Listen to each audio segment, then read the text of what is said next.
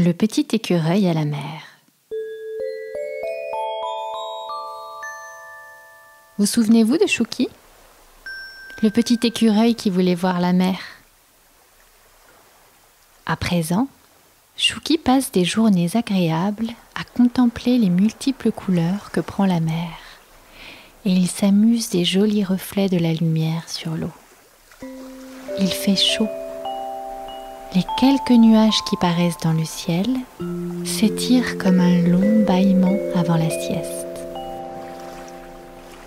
Il aime se rendre sur la plage tôt le matin et au coucher du soleil lorsqu'elle est déserte. À chaque fois que ses petites pattes s'enfoncent dans le sable moelleux, il en ressent une joie profonde.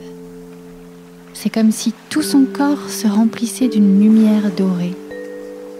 Alors, il s'arrête quelques instants, ferme les yeux et respire profondément.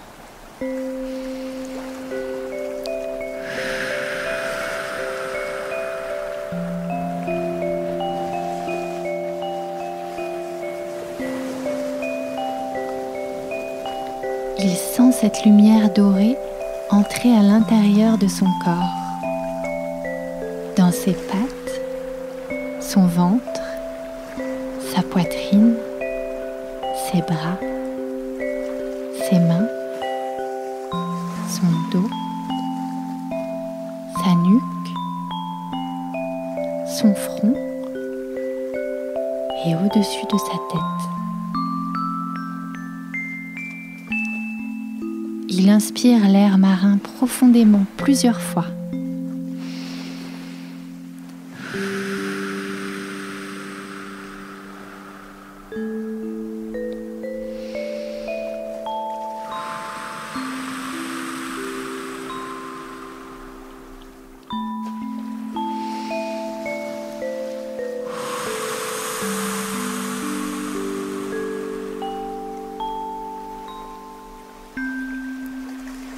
Puis il avance dans le sable tout doucement et le contact avec les grains de sable est si agréable, comme des petits massages sur ses pieds. Parfois, lorsqu'il a la plage pour lui tout seul, il se rend tout près de l'eau. Les petites vagues transparentes, bordées d'écume blanche, caressent le sable déjà mouillé. Délicatement, il pose ses pieds sur la vaguelette la plus fine et translucide pour en ressentir sa fraîcheur. Le contact avec l'eau est si doux, frais mais pas trop, juste comme il faut.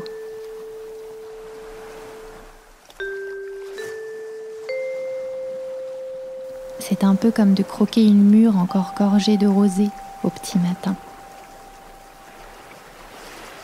Depuis qu'il est arrivé dans ce nouvel endroit, Chouki passe ses journées à découvrir les environs. Comme il fait chaud, il n'a pas encore entrepris la construction de son nouveau nid. Il saute de branche en branche, le cœur léger et dort à la belle étoile. Il se plaît bien ici et ne songe pas à retourner tout de suite dans sa forêt d'avant. Il resterait bien à la mer plus longtemps. Y passer l'automne, l'hiver, le printemps, et un autre été encore peut-être.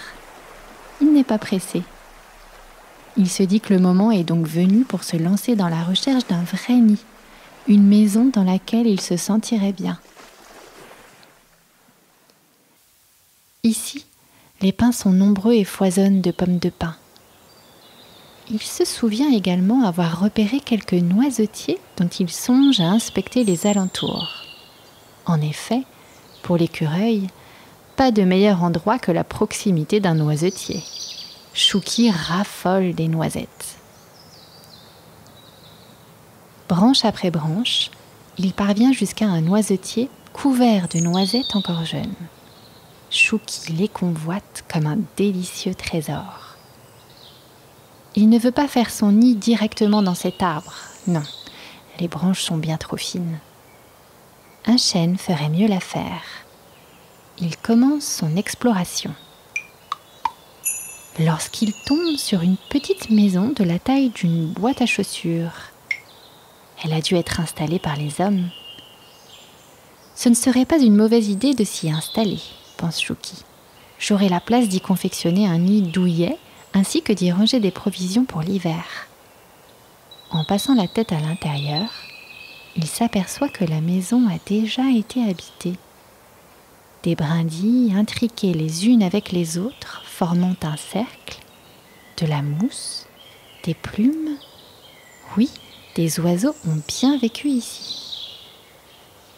Mais la saison de nidification est terminée, ils ne reviendront probablement pas. Parfait, se dit-il.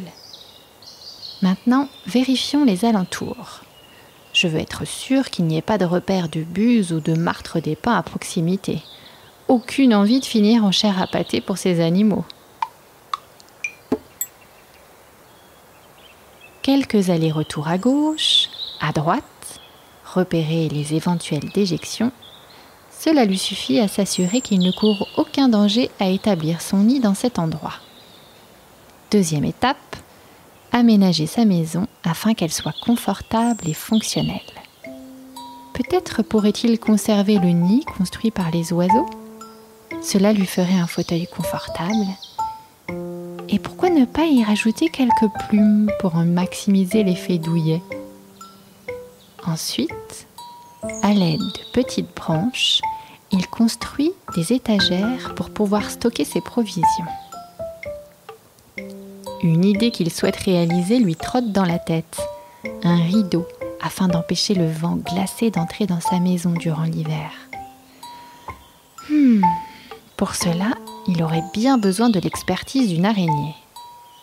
Il redescend le long du tronc.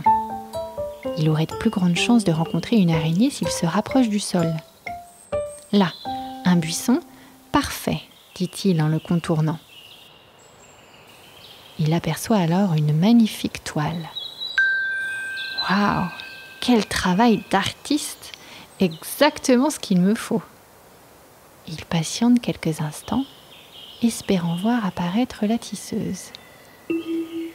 Mais après un long moment, il s'étonne de ne voir arriver personne. Étrange. La toile est pourtant en excellent état. Pas un fil ne pend. Elle ne doit pas être abandonnée. Chouki fait le tour du buisson, espérant trouver la propriétaire de la toile. Serait-elle partie un peu plus loin ? Il s'éloigne encore un peu, contourne un arbre. Soudain, il remarque quelque chose d'étrange. À la base du tronc, logée entre deux grosses racines apparentes, se trouve une petite perle noire brillante et immobile. Il s'en approche. Tiens, la perle a des yeux. « Bonjour », lui dit Chouki. « Es-tu une araignée ?»« Oui », lui répond l'araignée. « Mais tu vois, je me suis emmêlé les pattes et je ne peux plus bouger. » « Que t'est-il arrivé ?»« J'ai voulu fuir un oiseau qui avait l'intention de faire de moi son déjeuner. Mes pattes sont tellement longues. Je suis née avec des pattes particulièrement longues, ce qui est un sacré avantage pour construire des toiles d'araignées sophistiquées. Par contre, en ce qui concerne la course, elles sont mon point faible. J'ai eu une telle frayeur en voyant arriver ce jet que j'ai pris mes pattes à mon cou, si je puis dire. J'ai réussi miraculeusement à lui échapper, mais j'ai fini par perdre contrôle et mes pattes se sont emmêlées les unes avec les autres. « Je voudrais bien t'aider, » lui propose Chouki. « C'est vrai ? Tu pourrais faire cela pour moi ? Ah, quelle chance !» Chouki analyse la situation quelques instants. « Tes pattes sont tellement fines, je vais devoir m'aider de brindilles. Il faut être très méticuleux. » Après avoir déniché les brindilles les plus frêles, il s'applique méthodiquement à démêler une à une les pattes de l'araignée. Au bout d'un certain temps, tout fier, il s'exclame « Ouf, te voilà sorti d'affaire !» L'araignée, toute heureuse, le remercie chaleureusement. Seulement, après être restée tout ce temps emmêlée, ses pattes sont douloureuses et elle peine à se déplacer. « Je viens d'emménager dans un ancien nichoir, lui dit Chouki. Si tu veux, je peux t'héberger le temps que tu reprennes des forces. Et puis, je ne connais personne ici. Je serais ravie d'avoir un peu de compagnie. » L'araignée lui est très reconnaissante et le remercie 1000 fois. Elle s'installe sur son dos et les voilà partis vers le nouveau logis de Chouki. Pendant plusieurs jours, Chouki prend bien soin de l'araignée qui se prénomme Erel. Il lui a confectionné une sorte de lit en hauteur qui, si on vous laisse le représenter mentalement, ressemblerait plutôt à une sorte de tabouret. Pour cela, il a utilisé un petit tronçon de bois qu'il a pris soin de recouvrir de mousse végétale et de duvet d'oiseaux. Ainsi, Erel est installée bien confortablement et peut étendre ses pattes de toute leur longueur.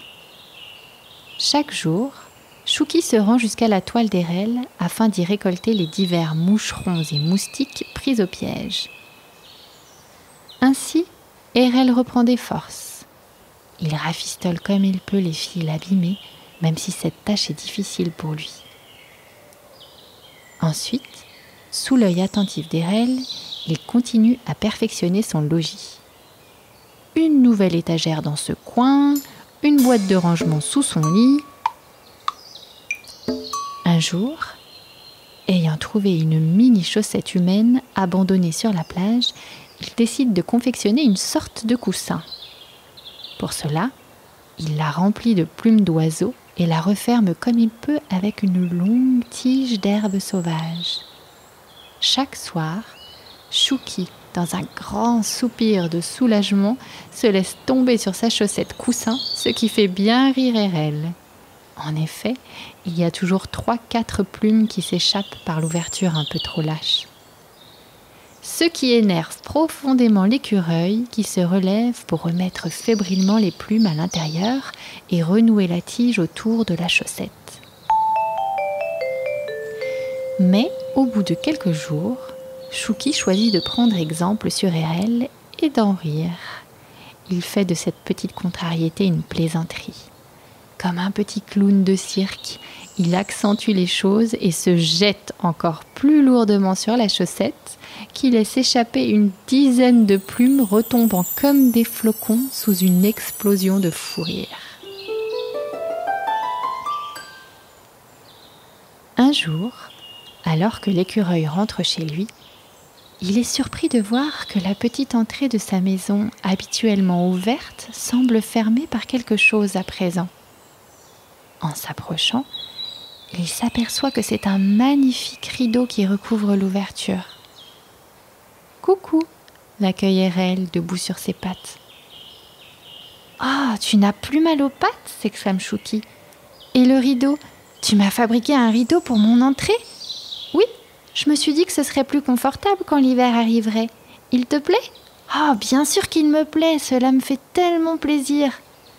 Si tu récupères quelques plumes, je pourrais te les fixer dessus, » lui dit Erel. « J'ai également songé à fermer une fois pour toutes la chaussette coussin. Mais je crois que finalement, tu la préfères avec sa petite imperfection. » Les deux amis se mettent à rire. Désormais, Erel peut retourner vivre sur sa toile d'araignée. D'un commun accord, elle s'installe dans le buisson au pied de l'arbre de Chouki. Les deux amis s'entendent trop bien pour se séparer. Et, régulièrement, Erel saute sur le dos de Chouki pour aller faire un tour à la mer. Et devinez quoi ? Erel n'avait jamais vu la mer.